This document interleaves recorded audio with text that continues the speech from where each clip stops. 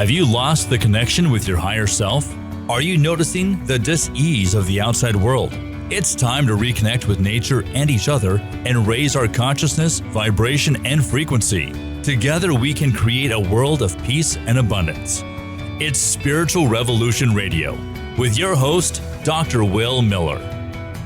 Hello, everyone, and welcome to Spiritual Revolution Radio. I'm Dr. Will Miller, and today I have Faust Ruggiero as my guest. Faust's professional career spans almost 40 years.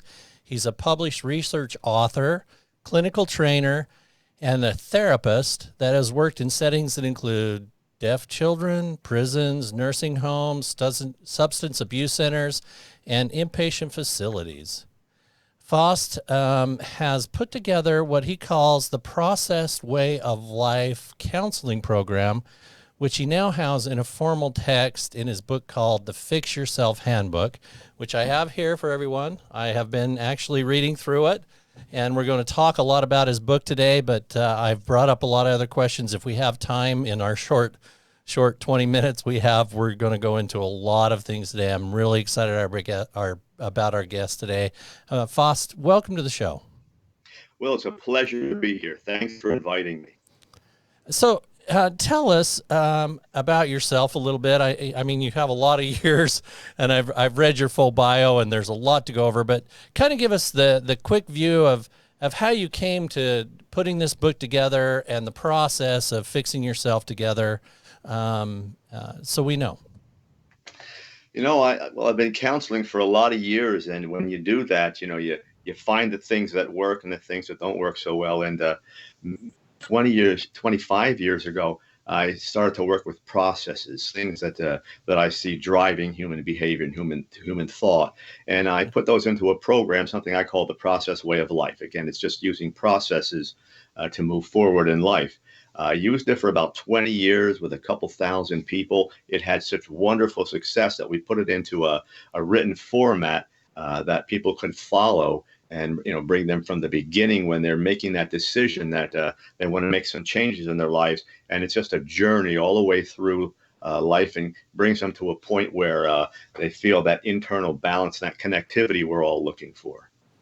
Yeah, and as in reading through your book in the last few days, I've noticed you have 52 kind of unique processes you've set up. And it really is easy to read, folks. It's each chapter is set up in a really good format where you get the information, it puts it into action steps at the end. So tell our listeners about these processes. And I noticed as I read through it, there's several that are kind of indicative to the whole process. So kind of give us an idea of how you've set that up. Yeah, the processes, to give a quick definition of what they are, they're the things we have inside us that we really can use every day. We have a tendency to rely so much on the outside world and bring that in, and that seems to guide how we make our decisions and how we feel about ourselves. These are things we have inside us: the ability to be honest, the ability to communicate, slowing down our lives so we can think about what we're doing, using our intellect before we get emotionally involved. Those are really the cornerstones of the program. And then it all builds from there: communication, boundary setting, gratitude, humility, faith, all those kinds of things we put in there. And we start from the beginning, make it nice and simple, something I call taking life off autopilot, disconnecting from the way the crowd does it, so to speak, making a decision you want to move forward. And then we start with those processes. And then every chapter is set up with something that we want to fix. And we give all the information that's necessary in 3 or 4 pages. And then we go right down to the exact steps that people can take to fix the problem. And that's really how the book is put together. I do know, and I want you to just kind of explain. We'll go into some more detail as I ask some questions as we go along. But there's you call them bookends to the program, to the processes. Kind of go through those bookends, maybe the beginning and the end, or the end of the bookends, if you will, to help people understand. When you start the whole program, it's just like, anyone comes into a counseling session, they say, okay, I'm stuck, I don't know what I'm doing, and what we're going to do is we're going to we're going to start by, as I said, taking life off autopilot. Let's establish where you are now and where you want to go. Then we're going to start working with those initial processes. The first one is the most important one, really, and I call it brutal honesty. It's where you really just, take all the agendas out of your life, all the defenses, all those kind of things, and get to a form of honesty which is absolutely, just perfect. You're going to go inside yourself and get all those things. You're going to get uncomfortable. You're going to get to the point where you look at yourself and say, well, boy, I'm not sure I like what's in there. But as you start to do that, you start to realize all the good stuff's in there too. So getting honest starts the program. Then we go into slowing down life's pace. There's nothing you do in this world as far as making decisions and connecting with nature and connecting with with yourself and what's inside until you slow down and give yourself a chance to understand what's going on. So we want people to slow down. Then we want to get our intellects, what I call I over E, intellect over emotion. It's simply using your brain before your emotions get a chance to react. That's a tough one to learn. But it's one of those things where something happens, and before you react and kind of get yourself crazy over it, you kind of take a step back. You're going to use that slowing down process again, and then look at the thing and say, what do I have to do here? And then make some decisions. You're able to set a plan for yourself.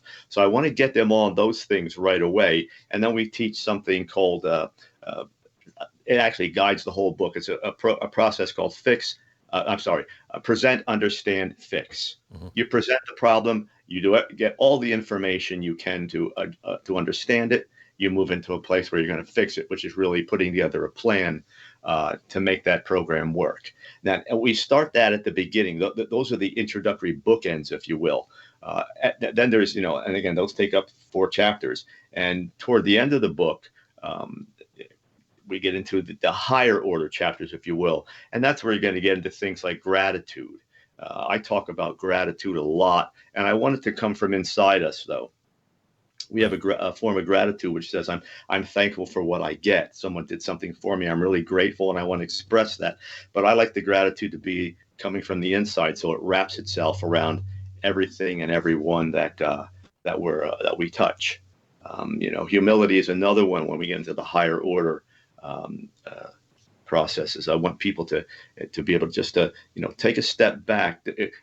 Don't get into the arrogance. Don't get into I know everything. Learn how to be a student of life, and we want to get into those. And we get into passion, and we get into love at the end of the book, and a pure kind of love. Real love is spiritual. It's not emotional. It's not intellectual. It comes from what we connect inside us, and that's what we wrap our world around. So everything occurs between those points. And then all the other processes are in the middle of that, leading to that particular point. Yeah. And I really like how you put those processes together with those particular things in place in every one of them. And in the first of the chapter, you list these are the things you're gonna need as we go through this process, and it makes it very simple to understand. And actually put into practice. And of course, at the end of each chapter, you say, okay, now here's the actions we have to take. And I'm going to go into a little bit of that here in just a second. I really want to talk about, and we don't have time, obviously, to go over the whole book. I wish we did, because it is a really good book. But what I do want to hit on is a couple of things. And I think that the reason I want to hit on them is they're indicative to what's going on in the world now. And let's start with the chapter on faith. I think it's, give me just a second, opening your mind and embracing your limitlessness. There we go. I'll get it out. If you can say that word, you can get the chapter. That is right. And I think I got that chapter right. But it talks about, and in my practice in Life by Design, I talk about blind faith and the fact that we shouldn't live by blind faith. We should live by practiced faith. And so as I started to read through that chapter, I actually put what, you always go from your own story, if you will. And Sure. and I put my own story into it and tried to put it, but it actually was quite a bit different than what I expected. So kind of talk to us about what you mean and what you refer to as concrete faith and abstract faith, and maybe the movement from those, if you would.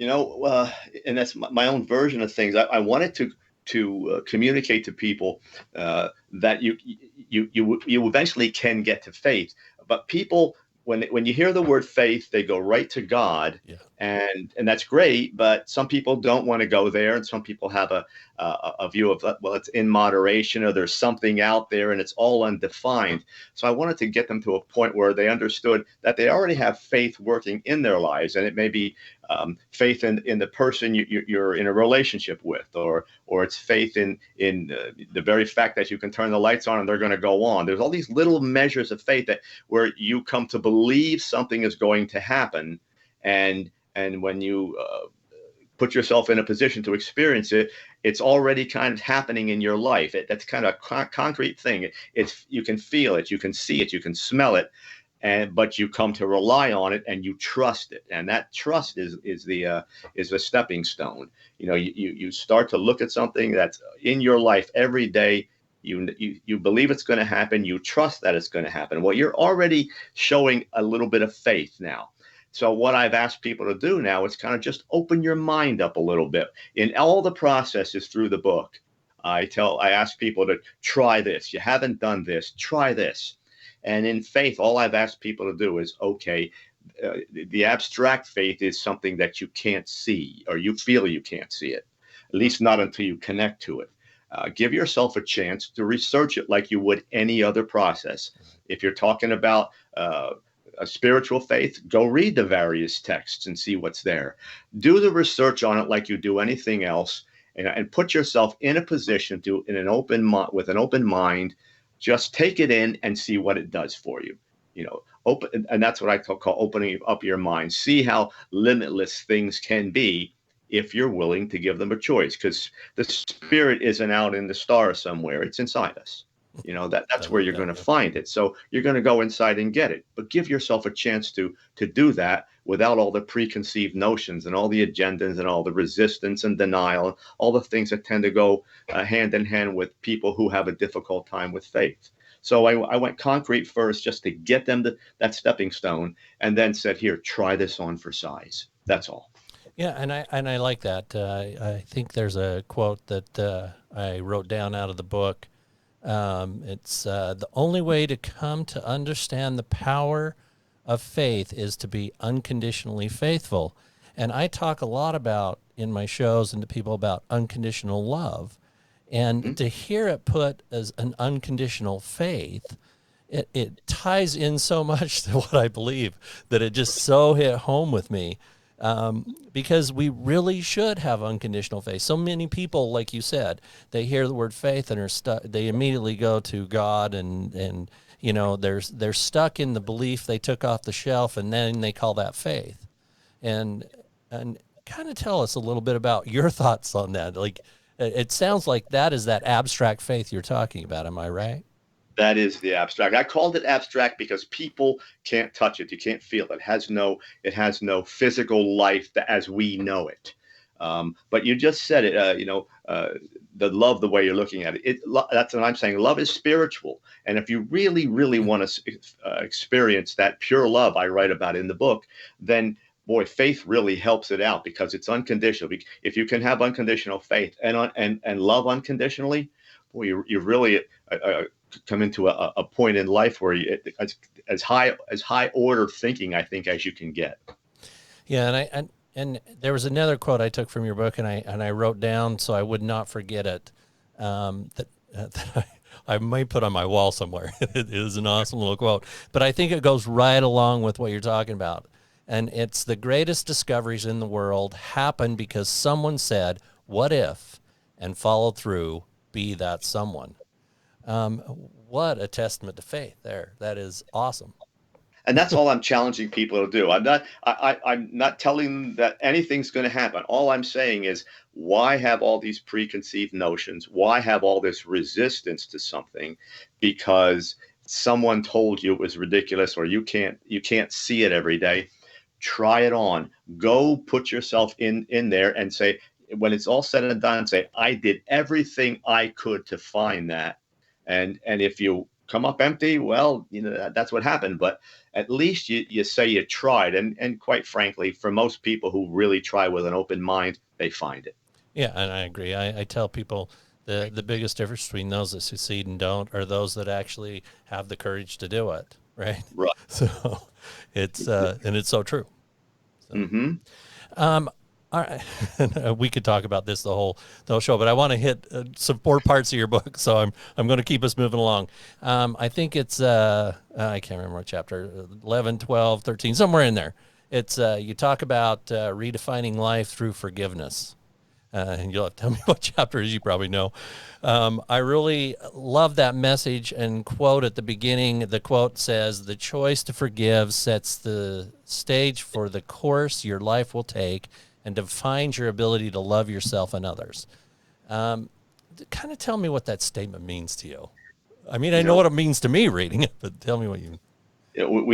We knew, I knew forgiveness had to be one of the processes, but I've always heard, I always talk to, as the cart's being put before the horse here, go out and forgive the other people. And it's like anything else, whether it's love or anything else we do, I think you have to learn how to forgive yourself first. That process, once it starts internally, you can really move outward with it. But we're being asked to forgive the other people who may have hurt us, and we do our best to try that. And of course, we forgive them, and then we kind of take it back, and then we forgive them, and we take it back again.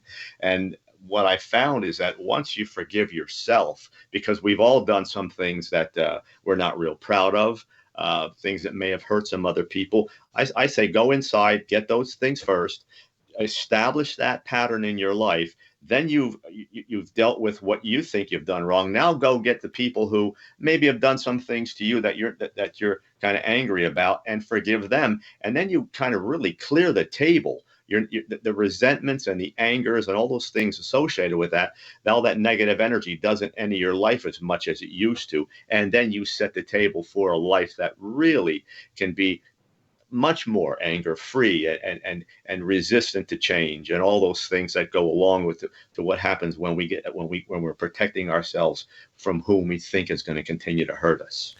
Right. And I like what you're saying, because I think that's so much of what's going on in the world right now. People are so angry. It is, and we point the finger outside ourselves, and I can just see it in my own life and in our home. There are times when I say, "Geez, my wife did this," but if I look at me, I say, I probably do. I know I do a lot more things, and I'm being forgiven. So let me kind of go in and do what I have to do to forgive myself, make it right, put the remorse there, make sure I have a plan so that I don't do it again, because that's such an important thing to forgiving yourself. It's okay to say, well, gee, okay, I'm going to forgive myself, but then I also have to be remorseful, make it up to that other person, and be willing to have a plan so that I don't ever do it again. And once I do that, it's really easy to forgive all the other things that go on. Yeah, and it just makes so much sense.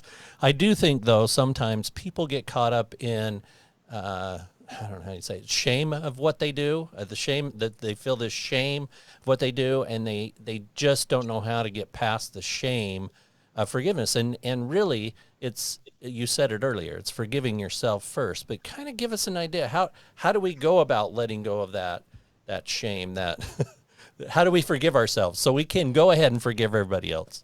Now you're back to those initial processes. Get honest with ourselves first. That's the first thing, because it's sometimes so hard to forgive ourselves, because we really don't want to admit, my God, I did that. So we have denial in the picture, we have rationalization, and we project it onto someone else. We do play all those little games. Once we're honest with ourselves and we say, yes, I did this, it was me. It doesn't matter what they did. I have control over my reaction. Once I do that and take my emotions out of it, just like we talked about in the beginning of the book, slow down a little bit, don't try to get through it real fast, because you're not going to. And you use all these processes because they, contrary to what people often believe, you go through the first 3 or 4 or 5 processes in the beginning. Now you're done with them. They come right through the entire book, and all the processes consistently tie in with the other ones. So I always say, yeah, and it's their chapter after chapter. How are you going to do this? Go back and get your early process friends, bring them forward with you, and they'll help you work at this level too. So your honesty is such an important part to forgiveness. I think you're right. There was a point in the book, and I had been asked a question from a client the other day. Do you mind if I just read out of the forgiveness part? That's probably part of why I brought it, because this is the answer I think they were looking for, and you said it so perfectly. I wish it was me that had said it, but you said it so perfectly in your action statements. You talked about the fact that anybody that you've done wrong to, you should confront, and I marked the wrong page, so you probably can tell me. But you said, unless it's going to cause more pain to someone else, something along those lines. You know what I'm talking about in the action step? Yes. Sometimes you want to confront that other person, or you want to even tell them what you did wrong. But you have, again, you're slowing down, because it's a lot about context and how should I say this to this person? Should I say it this way? Should I say this much? And the rule of thumb is really, how would I like to have it said to me? And that's what you don't want to inflict any more pain on anyone. So and some of those situations arise. It's usually people close to your family, those types of people that get bruised a little bit easier. But I'm saying to people, forgive yourself first, then decide who needs to be forgiven and how you're going to approach those people, and have a plan for that, and talk to people if you're not sure how to do it. Right. And you did mention that too. Definitely talk to other people.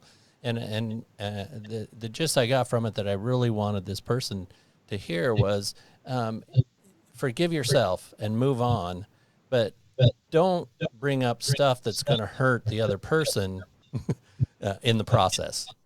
So. Absolutely not, because you're going to hurt them, and then you're going to have more to forgive yourself for again. Right. And again, I keep saying to people, admit to what you've done, be brutally honest with yourself, be remorseful, be willing to admit to the other person what you did wrong, and then have a plan to not do that again. Otherwise, it's a recurring cycle. If you can do those 4 things, forgiveness becomes very, very simple process. And when your humility comes into the picture, and you don't have the arrogance and that part of you that wants to protect everything, right, it moves very quickly. You're very quick to say, gee, I'm sorry, I did that. That was my fault. And boy, that just, when you get to that level and you're able to move through it quickly enough and not have to hold on to the shame and all that, those sorts of things, again, life becomes so much nicer to live. Well, and it takes such a burden off of you and brings such a peace around you. So it's a good way to go. I have a lot more questions on my list. I'm down to 1:35. So kind of just tell us about how people can find your book. We want people to be able to find it, and how they can find you. This is the book, everyone. Yep. If they want to go, people want to go to my website, faustruggiero.com, or type in the Fix Yourself Handbook. It'll get you to the website. Is dedicated completely to the book. They'll find chapter outlines in there. They'll find the whole presentation, excerpts from the book, all those kinds of things, even media appearances, anything where they want to hear me and what I'm saying. And then the usual sources as far as purchasing: Amazon, Barnes & Noble, local retailers. Well, thank you so much, Faust, for being on the show. It's been enjoyable. I wish I had another 30 minutes to talk to you, but I don't. Again, go to the website, faustruggiero.com, and find his information and book there. Hey, everyone, now is the time for the New Peace Movement. This is Spiritual Revolution Radio, and we're committed to bringing you the knowledge to raise your frequency and vibration that sets your soul free. Knowledge is power, but knowledge frees the mind from our conditioning and sets us free. I'm Dr. Will Miller. Check us out. Check me out on my website at Life by Design Institute. And to comment or be on the show, let us know and get a hold of us. Love and peace, everyone. Thank you. Thanks for Faust. Thank you.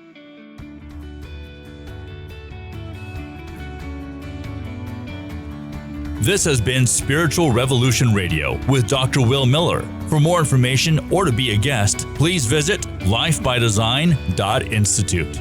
Join us next week for another edition of Spiritual Revolution Radio with your host, Dr. Will Miller.